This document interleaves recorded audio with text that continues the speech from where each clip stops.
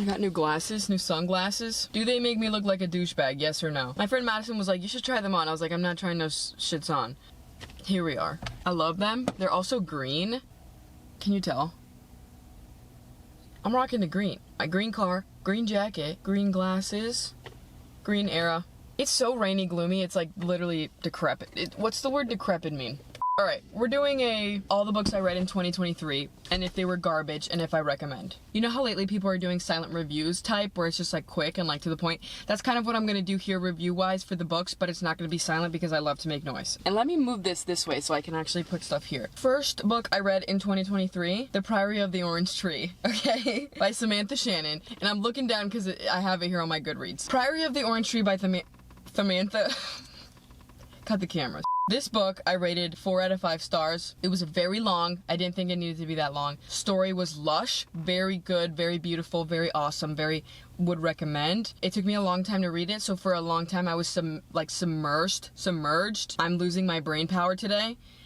I was very much consumed by the story, in the world, head first. Great book, loved it. Second book I read, Icebreaker by Hannah Grace. I did put up a review of this book, you know, when I read it, so if you want an in-depth review, go see that. I rated it 3 out of 5 stars, nothing crazy. Are there scenes in that book that stand out to me? Absolutely. Am I shouting from the rooftops in regards to this book? No. Then I read Don't Sweat the Small Stuff, and It's All Small Stuff by Richard Carlson. It was a really good book, grounding book. It's a good book in regards to reorienting yourself in terms of perspective for life. What else can I say? I rated it 4 out of 5 stars. That's it. It's a good, really good, it's a great grounding book. I'm also spitting everywhere.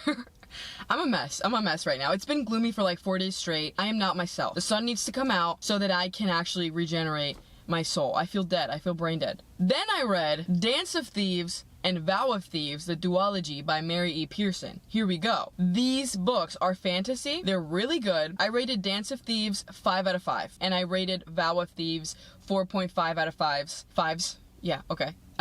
These books really ate me up. These books really did a number on me. A good fantasy book will have you disassociating in real life, and although that is not a healthy practice, I would say, that's exactly what I chase when I read books. Fantasy books have given me a stronger hit in regards to that compared to romance books, so that's why I stick to those. Also, storylines, 10 out of 10 every time. If we're doing silent reviews, Then I read the Mindfuck series by S.T. Abbey. Now, somebody commented on my freaking review of this book. Oh, by the way, all these books I've read, I've put reviews up earlier this year, or last year. It's 2024 now. Also, Happy New Year. Did I say that? No, hello. Somebody commented on my review for this book that she died, bro. The author, real life, died in real life. S.T. Abbey, rest in peace. It's like a 5-part series, but I bought the Amazon version that has all 5 books in one book, in one printing, so that was really nice. It's a thicker book, but the font's kind of big, so...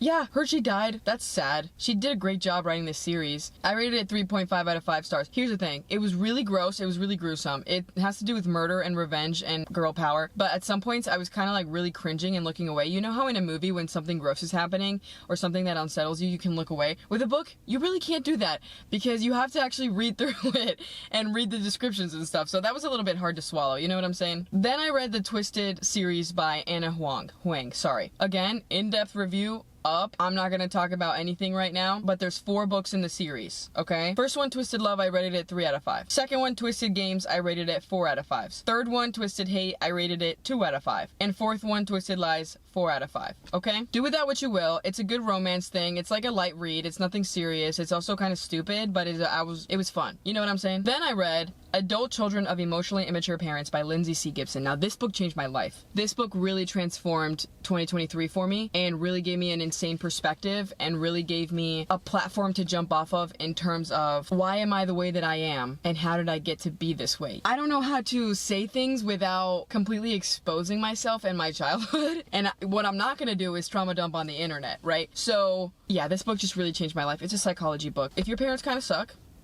even if they kind of suck only a little bit, read this book. Do yourself the favor. This book changed my life. Then I read Something Wilder by Christina Lauren. This book was actually really good. I rated it 4 out of 5 stars. The storyline was active and fast and quick and fun. Romance aspect of it was actually super cute and super fun, and I really enjoyed it. So that was really fun. I would read this book in the summertime. It's a really fun, light read, but it's actually entertaining, and it's actually like gonna have you kicking your feet and giggling and also maybe gasping and being like, what the hell? Really good book. Then I read Regretting You by Colleen Hoover. Worst book of the year. To be honest, it could be. I rated it 2 out of 5, but looking back, definitely 1 out of 5. Here's the thing. What I'm not going to do in 2024 is pull my punches in regards to reviewing books. If it's bad, you're getting a 1 star. Like, what am I giving you 2 stars for? If it's bad, it's bad. If it's good, it's good. That book, golly, I'm not gonna get into it because it really just gonna piss me off all over again. Then I read the Dreamland Billionaire series by Lauren Asher. 3-book series, reviews up already. First book, The Fine Print, I rated it 3 out of 5. Second book, Terms and Condition, I rated it also 3 out of 5. Third book, Final Offer, I rated it 4 out of 5. But that book was a little bit harder to get through, obviously. It's also the thickest book in the series. But again, it's a really cute, whatever. It's light, it's fun, the third book isn't that light, and it's not that fun. But good book, you know. Okay, then I read The Wall of Winnipeg and Me by Mariana Zapata. For myself in 2023, I set this goal of wanting to read more Mariana Zapata because in 2022 I read Colty. Dude, if you have not read Colty, here's the cover. Go read Colty. Do it now. Anyway, I read The Wall of Winnipeg and Me by Mariana Zapata. It was cute. I rated it 3 out of 5. Didn't change my life. Wasn't as good as Colty, if I'm honest. But I still love the way Mariana Zapata writes. She does a really good job of building a slow burn. Then I read As a Man Thinketh by James Allen. Really good book.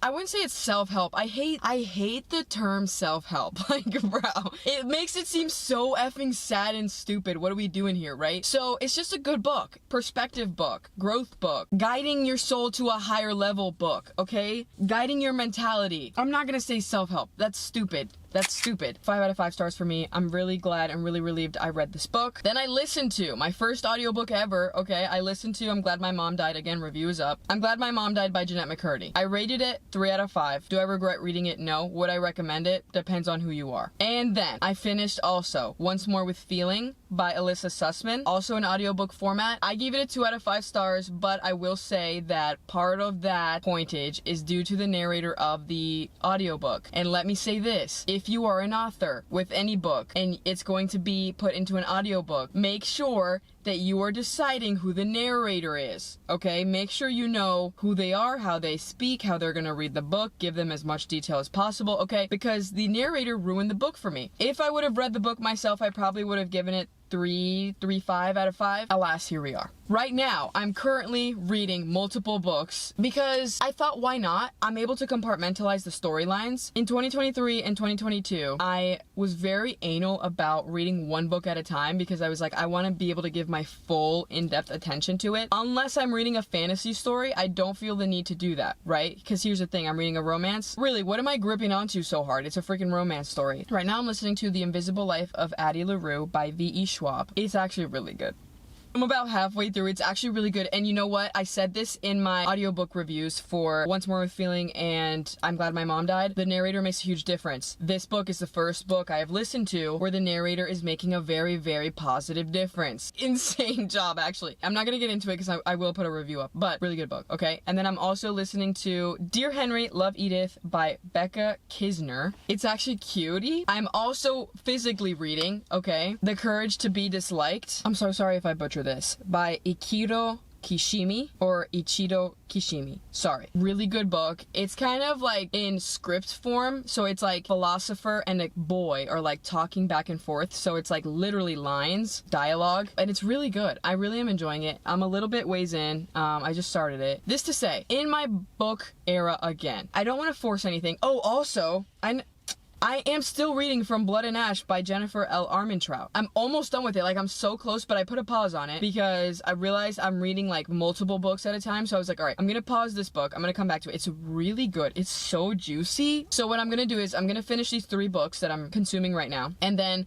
I'm going to finish that. And then I'm going to read through the entire rest of the series. I know it's multiple books, but I'm only going to read the first 3 because I heard that the 4th book just ruins everything for you. Let's see how many books I read. So I read 21 books out of 28. 28 28 was my goal last year. This year in 2024, I set a 25 book goal, and I think I can do it. Oh, I also... So I guess like I'm starting to DNF stuff because like this is not who I am, right? But I started Crying in H Mart by Michelle Zauner. A friend of mine, shout out Leandra, she bought me the book after my mom passed. I got into it, but then it was like a little bit too triggering because like everything's still a little bit too fresh for me. So I got into it, but I had to put a pause on it. But then I saw that it's in Libby, so I might listen to the audiobook, maybe while I'm still reading my fantasy series, just because it's like so different, like opposite worlds. So yeah, I don't know. I'm literally kind of all over the place, but I'm enjoying being all over the place right now. Anyway, happy 2024. Do whatever you want, as long as you're not hurting anyone else. Put yourself first, unless you have children, and don't take anything seriously. Anyway, yeah, whatever. Life is weird and fake, and also do things that make you happy. There's a cop parked next to me, and he's been watching me film this whole entire video.